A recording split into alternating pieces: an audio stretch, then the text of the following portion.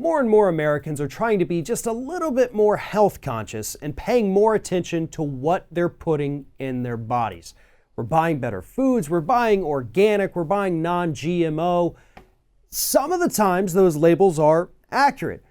But while we're so worried about the labels on the actual food, we're not quite paying attention to the labels of what we're using to cook with. For example, cooking spray. A lot of us take that for granted. We spray down the pan, we throw the food in, and we move on, not thinking what's in that spray that actually makes the food not stick to anything. And as it turns out, it's not always what the can says it is. Joining me now to talk about this is Scott Hardy from TopClassActions.com. So Scott, right now, we've got this Smucker's class action related to their cooking sprays, because their cooking sprays tell us this is 100% olive oil, this is 100% canola oil, but it's not. Not even close to being 100% here, is it? It's not, and it's funny with this class action. The plaintiffs actually included a survey, because when we see these cans, it says 100% canola oil, 100% extra virgin olive oil. So you think, man, I'm great. All it should be is oil and compressed air. That should be it. But as you said, in this case, it's not.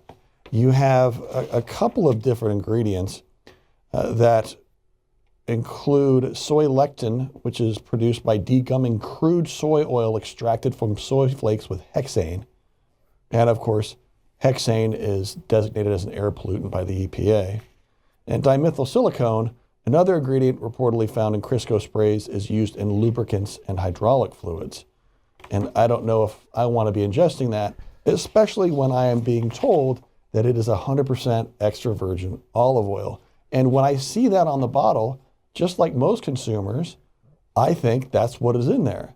I usually, now with my job and what I do, I will take a look at the label and see the actual ingredients.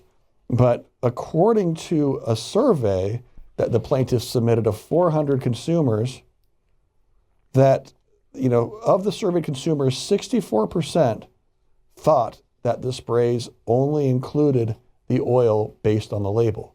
And, I'd be with that 64% most of the time, because you see that when you say that there's 100% of something in there, that's what I expect. Right.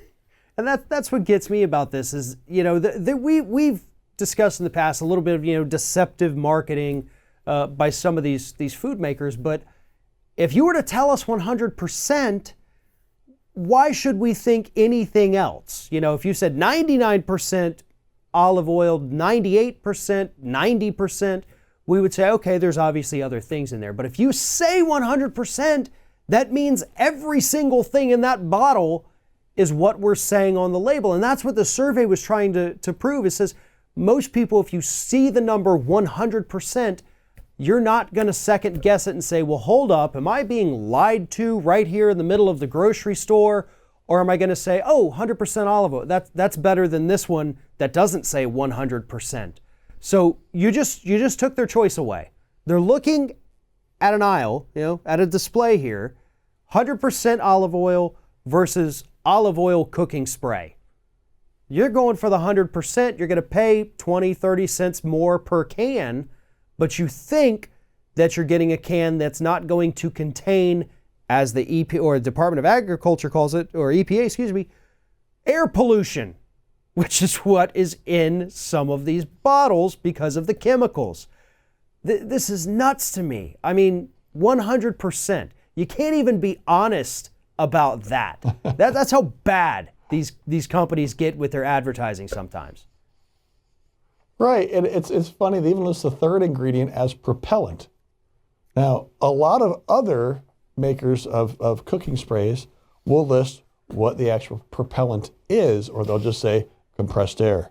These guys don't even list that, so you have to think, all right, you're not telling me about the chemicals that's in it, and now you're just listing propellant. Now, what exactly is that propellant? Is that propellant more potential air pollution? I don't know. I'd love to know. Is it simply compressed air? Just put it on the doggone label and tell us what we can expect here.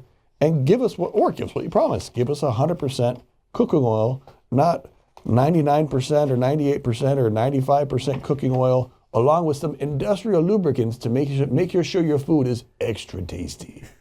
And that's the point here, is that if you're going to put something else in the food product, let us know so that we can make that informed choice as American consumers. Or if you're worried about these cooking sprays, I know anything in an aerosol can obviously is not going to be 100% of any single thing. You could go the easy route. What we do at our house, I have a little mason jar I keep next to the stove. It is filled with vegetable oil. I have a very small paintbrush, actually. Before the pan gets hot, brush a little on there. Don't use any cooking spray. It's actually a little bit better for your pots and pans as well. Doesn't leave that residue. So there's a helpful hint if you want to avoid some of this. But if you have been affected by this, if you have purchased this product, go follow the link in the description of this video. Head on over to topclassactions.com. All the information you need is right there. Scott Hardy, Top Class Actions, thank you very much for telling us this story today. You're welcome. Thanks for your time, Farron.